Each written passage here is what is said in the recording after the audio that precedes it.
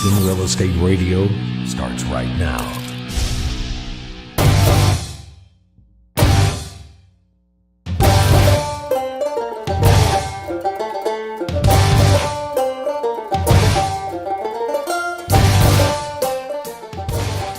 This is Houston Real Estate Radio. The number to dial is 281-882-8088. We're back with Kathy Johanns of Village at Gleannloch Farms. Kathy, can you tell us, is Gleannloch Farms and the Village of Gleannloch Farms, was that part of the original master plan, or did that something that came later? It's something that came later. The company that owns us is Lutheran Social Services of the South, and they were looking for some place in the Houston outskirts to provide senior housing for a lot of folks who had retired through the oil business. Oh. So this was actually a great location for us to find. And how big, in terms of acreage, is your facility? We're about 24 to 27 acres, depending on who measures. So it's a beautiful property. It's very well It is well beautiful. done. I've been by there. Can you tell me this? If I was in the independent living and I had surgery or something and needed to move to assisted living for a period of time, could I do that and then go back when I was rehabilitated? Absolutely. We have a lot of couples that go through that. Matter of fact, we have a woman today, she's having hip surgery, who she and her husband live in independent living. After she has that surgery, she'll rehab in our skilled nursing with therapy short term, get her back on her feet walking, and then she will go back home with her husband just down the hall in independent living. Okay. And the great thing about the independent living is that you can still come and go. So like if you want to, still travel around the world and just be able to lock up your house and leave and know that it's secure, you can do that. Come back 2 weeks later and absolutely. We have a lot of folks that do that. We Mm-hmm. still have a lot of world travelers. And even in assisted living, we have residents that go out with their family members on extended vacation.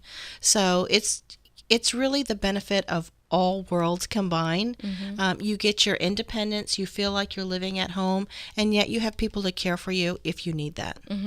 And you have all your own furniture, all your own belongings.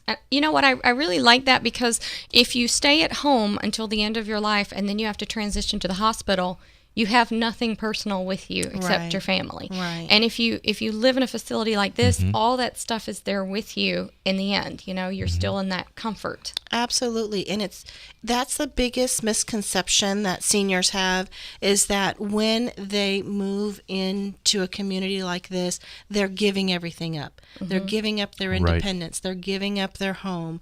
They're giving up their family visits. And that is just not true. You're gaining so much more. That's right. It's actually just the opposite. It is the opposite. You're gaining security. You're gaining maintenance-free living. You're gaining friends. You know who's at your door every day. You don't have to worry about the security.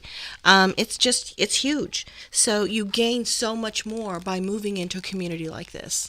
I have a friend who volunteers for Meals on Wheels, and some of the people she visits, that's the only person, her visit is the only visit that person gets every day, and any day of any week, and being in an independent living facility, you'd be around similar people with similar lifestyles and activities.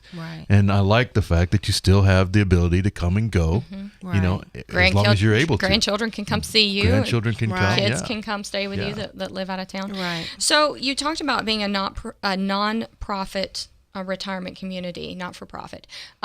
What sort of monthly fees? I know there are so many different different options for living in these communities, but can you give us any kind of ideas on fee structures, monthly fees? Because I know we talked about buying in, in the beginning and being able to get your 90% back.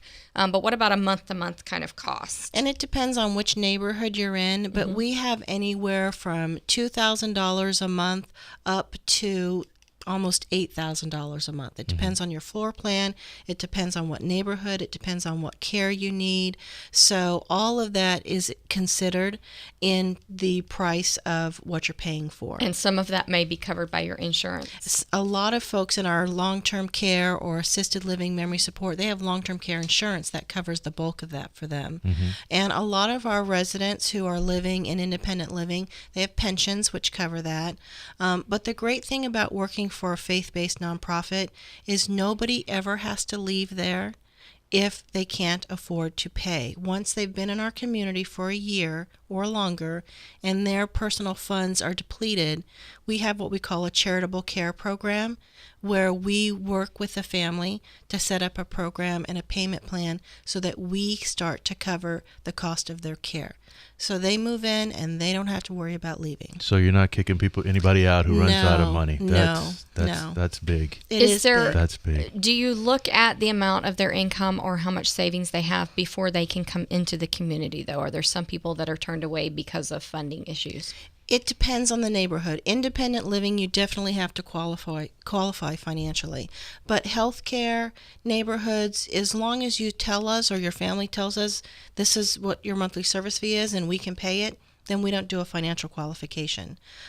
There's a lot of trust that goes into this type of arrangement, but that's how you build relationships, is through trust, and so that's how we approach it. Now, how flexible is your plan? If I wanted to make my own breakfast and eat lunch and dinner in the dining room, could I do that, and would I still have to pay for breakfast if I wasn't eating it downstairs? Well, at the Village, we actually, in independent living, have free continental breakfast every day. And lunch and dinner is provided. We have a main dining room and we have a bistro dining for lighter fare, soups and sandwiches. In our healthcare neighborhoods, those are licensed by the state of Texas, and there are regulations that tell us how many hours are between meals and what we can serve and how many ounces of protein and carbs and that type of thing. So we do meet all of those requirements.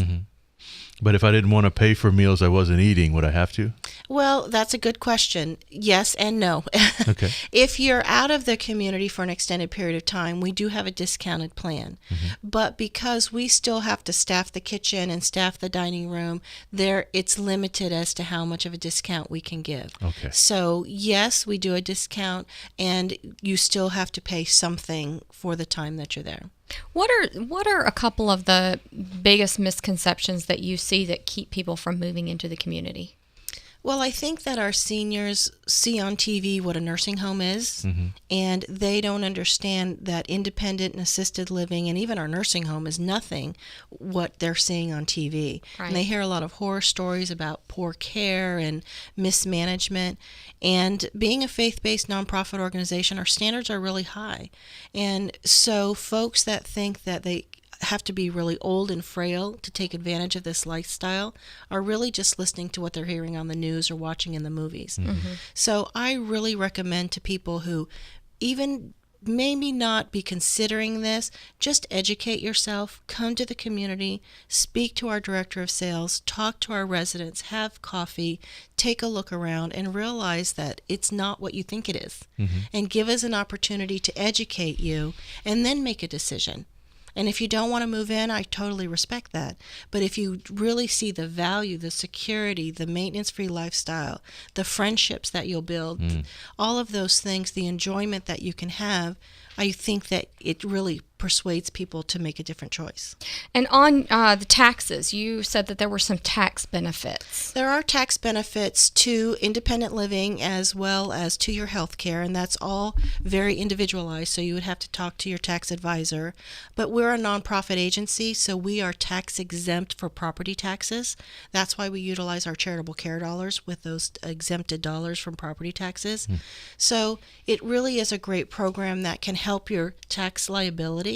It can help your financial situation with your family so that they have resources when you do pass away. So the benefits are really deep down into the weeds. It's not just all superficial. Well, it sounds like very progressive senior living. I mean, you can really choose your options, whether you want a 1 or 2 bedroom home and really live independently, or if you just need to come in for a couple of weeks for some rehab and then go back home. Absolutely. A lot of options. So. Very good. And you mentioned that this is kind of our wealthiest generation, or one of the wealthiest generations of seniors, so they're able to do this and afford this. But do you think that this is something that will be able to be continued in the future? Well, I think that my generation of seniors, as I age, we're not going to have the pension plans that our parents have. Right. And I think that care is going to get more and more expensive. So our government is going to have to step in and help us decide how we can provide the right care and how our seniors can save for appropriate care. But we are going to have to really look at these entry fee communities because the resources may not be there. Luckily, the housing market's turning around, so the resources from the home sales will always be available. That's the plan, and we will utilize those with our seniors. But we're going to have to look at long term, how do we pay for senior care? Right. And folks of my generation, we have pretty high expectations. Yes, yes, you It's do. an issue that's only going to get bigger as the life That's right. expectancy of Americans increases. That's right. Kathy, how can someone get in touch with you if they want to learn more about the facility? Well, they can go onto community, our website. I shouldn't even Thank call you. it that, right? Yes. They can go onto our website at gleannlochseniorliving.com. They can call our community at 281-569-2999. And Ken Halbert is our director of sales. He's been at this community since before ground was even broken. So he's very intelligent about this conversation that he can have with seniors and their families. But just call. You can go to our website, request information. You can do this gradually. If you have a need, you can do this quickly. So we really can approach each situation in the manner that it serves the senior best. All right, Kathy, we appreciate all the information. You're listening to Houston Real Estate Radio, and if you know a senior that has a need, or maybe you've been contemplating these issues with your family members, take a look at HoustonRealEstateRadio.com. We'll have the videos from today's shows that range from reverse mortgages all the way to senior living options over at the village of Gleannloch Farms. And take a look at those, get some ideas. We'll have links as well on how you can get in touch with Kathy to ask more questions and get more information. And on her website, she's got some great videos that have some senior interviews too. So a lot of great resources if you're having a struggle with this in your family, if this is something that you know someone who's been trying to make this decision. A lot of good information for them. After the show, you can join us on Facebook or Twitter and ask any questions you have using hashtag HRER. And you can always call us anytime 24/7 with your questions at 281-882-8088. Had some great guests today. Want to thank them for coming on the show and hope you guys enjoy the rest of your Sunday afternoon. We'll be back next Sunday at 1 o'clock for more here on Houston Real Estate Radio.